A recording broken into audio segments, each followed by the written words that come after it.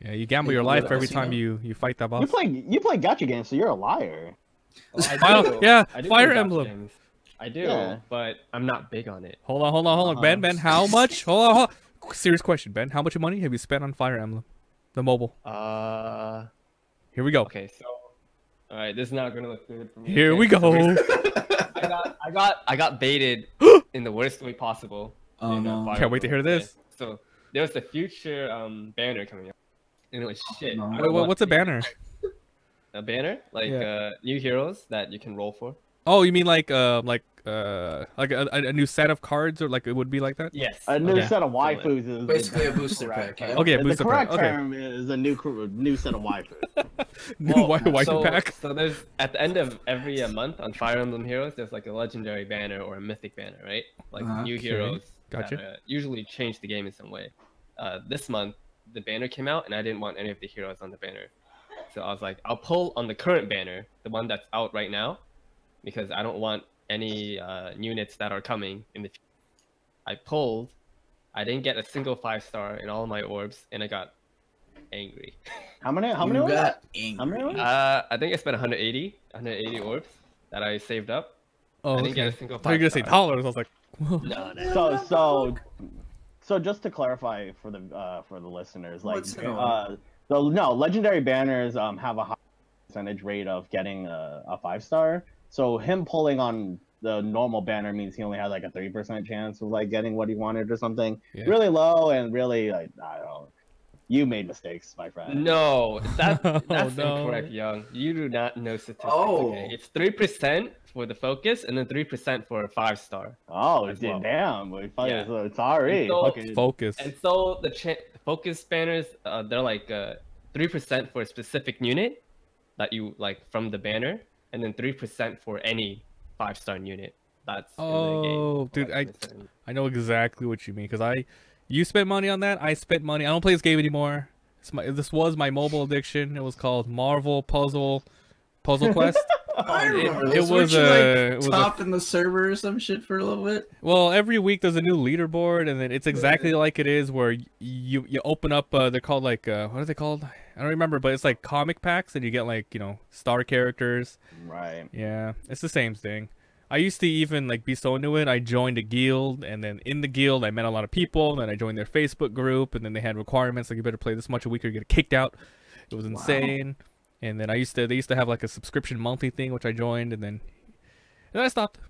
Subscription monthly? What do you get out of that? You just get like a lot of extra mats and and like extra things. Like, okay, the biggest thing that limits you in that game that makes you want to buy is you first of all, you collect heroes and you use powers in the match 3 thing, right?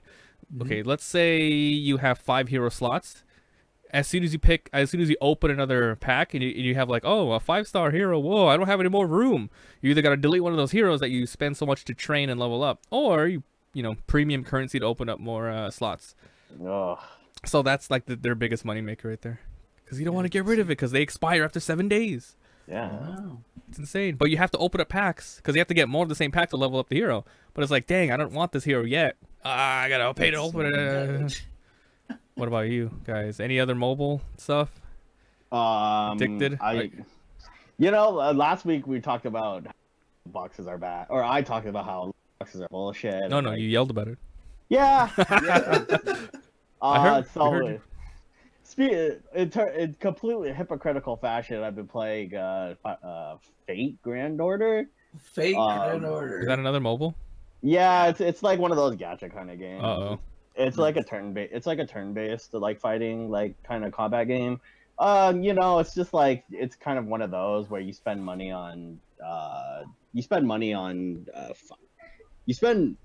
to like roll for like hot, waifu anime chicks or whatever. And I gotta say, they're doing a really good job at baiting me. Oh. What got you, Young? What was the tipping point? Which waifu? There's a character called Musashi, which is based off of like the Miyamoto Musashi from like history or whatever. But they gender Fate Grand Order. They're all chicks of the famous history characters, right? I mean, there could be there's actually a lot more guys recently. Like King Arthur. Right. They've been adding a lot more guys to be like for sexism. Yeah. So, but then they Husbandos. gender bent Miyamoto Musashi, and I'm like, Oh. Okay. that's my jam. So I You're started big on playing- swords. Yeah, it's just like, and then I haven't spent $1. So it's like kind of it's fine, I guess, in that respect, because I haven't put any That's money. fine right now. I haven't put any money into it, but I can see myself like one day just losing the impulse, and it's really deceptive in that respect, where it's like whenever I summon, it's all flashing lights. It's just like it's super flashy. They make it like seem like a big deal when you get the 5-star that you want. They speak like voice lines to you. It's like, you summoned me, so I'll help you, or like really nice stuff. It's just it's very very. Thank you for purchasing me, master. Yeah, it's pretty fucked in that respect.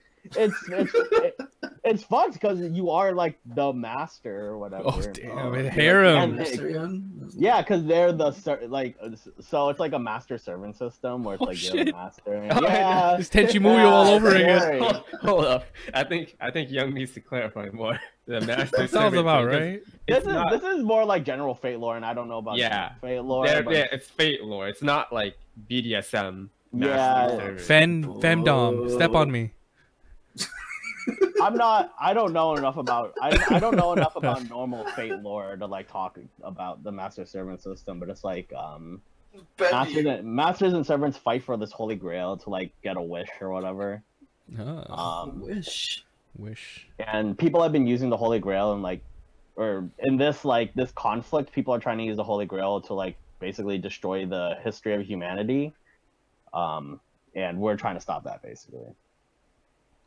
God, it's hard for me to criticize the game for loot box tactics because I'm playing the fucking game.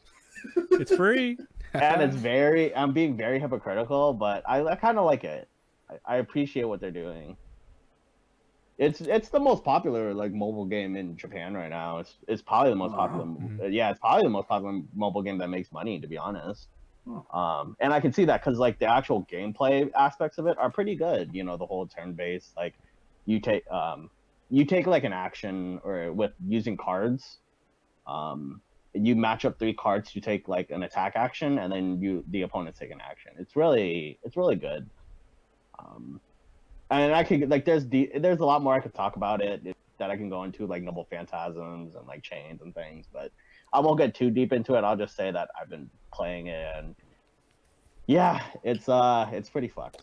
Dang, chains. So you're gonna let us know when you spend money, right? Yeah, I'll definitely be like, I caved. The loot boxes are terrible, but I fell into the trap or whatever. Surprise mechanics.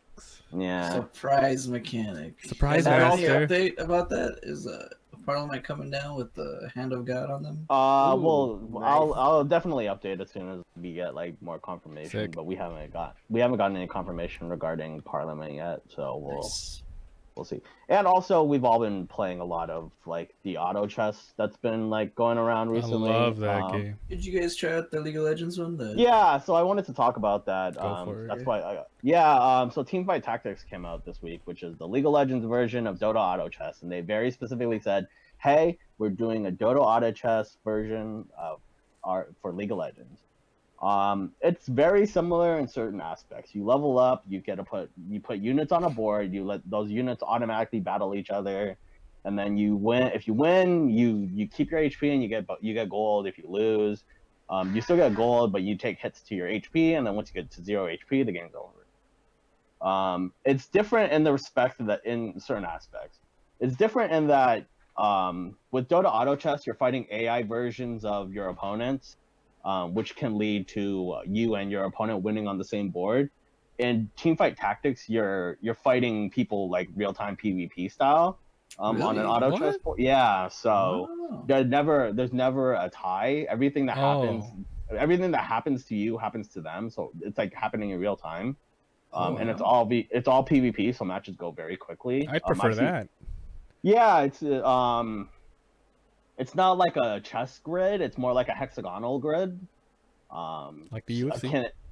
It's more akin to like a hexagonal grid instead of a chess grid. So I think it's kind of interesting in the way you position your units as a result. Same thing with Dota Auto Chess, in which you have synergies when you match units together. When you match 3 units of 1 star, you get a stronger unit that is a 2-star unit. If you match units that have class synergy, say for example, there's a synergy called like Knight or like Imperial. If you match like 2 units that have Imperial, you get a bonus. There are items that you can use to make your unit stronger. In this game, it's different from Dota Auto Chess, where you just pick items. In this game, you combine items together to make stronger items. So it's kind of more strategical in that you have to make items, you have to combine items to make very powerful items. And also some of the items are like broken and some of the items are really bad. Oh. Also, this game has a draft pool. That's not like Dota Auto Chess, in that in certain rounds, every person will be put in a circle, and then in that circle, a smaller circle of units are put, and then every turn 2 people can pick units from that circle, depending on where your HP is at the time, depending on how far behind you are. Oh, so wow. it adds a good like catch-up mechanic, because then the weakest people can pick first, and they can pick strong units, or they can pick good items. And then it hampers the strongest people, because then they have to pick between the smaller pool of units that people are pulling from. Do I like it more? I can't really say, because I haven't played enough of it. I think that they're different games, is I guess where I'm at with it. Because I think that I've been playing more of Dota Auto Chess. I've been playing way more of Dota Auto Chess. But I think Teamfight Tactics has a niche, and I think that it will pull more. I think it'll pull more people just on the League of Legends name. It's like Call of Duty and Halo, both FPSs, but very different. Yeah. People will argue with you about their favorite and tell you why it's their favorite. McDonald's and BK. Yeah, I think that's silly. I mean, I just think that's a silly argument. It's just I appreciate each for what they're doing, like differently. People just like the fanboy. Yeah, just play everything. And you know, a lot of people right now on Twitch are playing a lot of Teamfight Tactics, but it's starting to like kind of even out too, even in that respect. So we'll see where the auto chess genre goes, because it's really like kind of just growing, and everybody's kind of in the rush to get their game out first. I want to see a couple of updates down how much they improve, because that's going to be the test of which game's going to last longer, is the improvements that each company makes. Can't wait for a Fortnite auto chess and a PUBG auto chess. God, can't wait for that. Apex auto chess. Apex auto chess.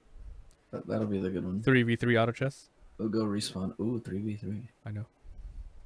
I know with these like more popular games, they become like esports or whatever.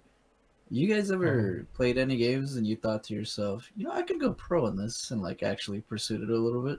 Dota Auto Chess, actually, now that you mention it. Like, that's too much RNG. No, I mean, like there is a lot of RNG. Oh, now's the time, right? Once you get good at it, like you really can understand, like, I can only make this synergy in this game. I can only make this synergy in this game. Yeah. The meta game?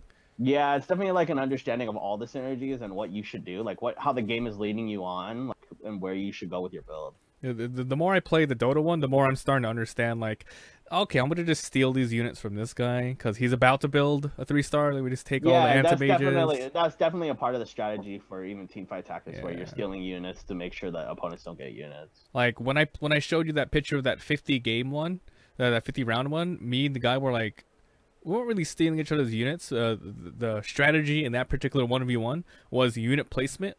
So like he would move it here, and then I would adjust, etc. So it was like really crazy that way. Right. And then at one point we were both winning our matches, and I was like, it's going on way too long. So I would have preferred the 1v1 instead of the 1v VAI.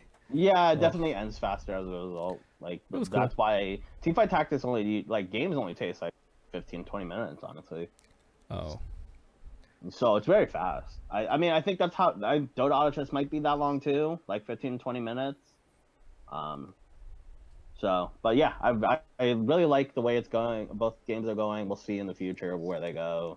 And yeah, I think the future of auto chess is bright. There's actually tournaments about to, like, they're shaping a lot of tournaments in the future.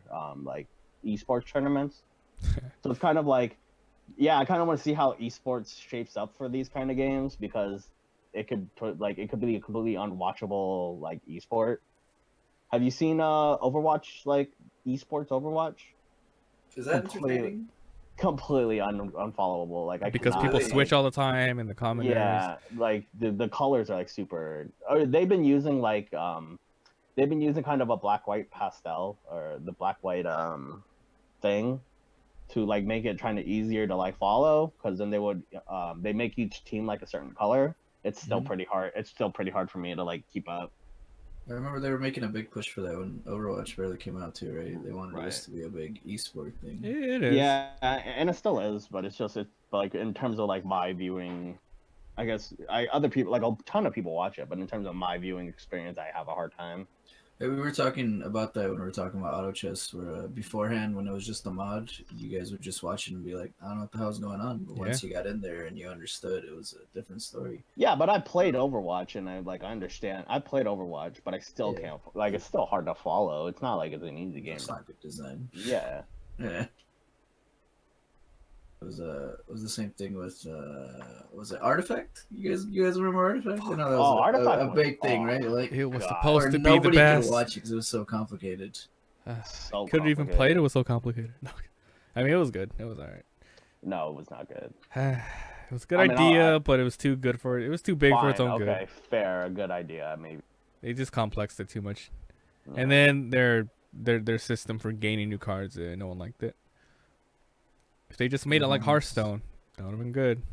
Love you, Hearthstone. Love you, Hearthstone.